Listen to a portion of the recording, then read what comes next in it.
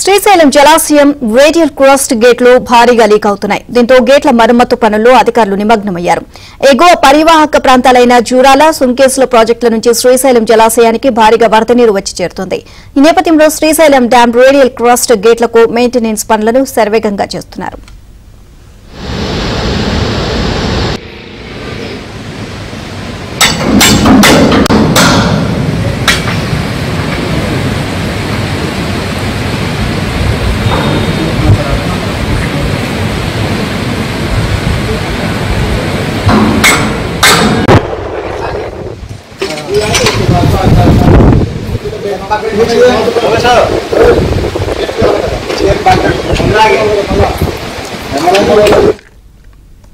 Srisailam project దగ్గర 1,39,00,000 రూపాయల ప్రత్యేక నిధులతో 3 రేడియల్ క్రాస్ట్ గేట్లకు రబ్బర్ సెల్స్ గేట్ల బేస్ ప్లేట్స్ ను మార్చారు. అయితే జలాశయంలో తక్కువ నీటి మట్టం ఉన్నప్పుడే మెయింటెనెన్స్ పనులు చేపట్టాల్సింది అని కొందరు అంటున్నారు.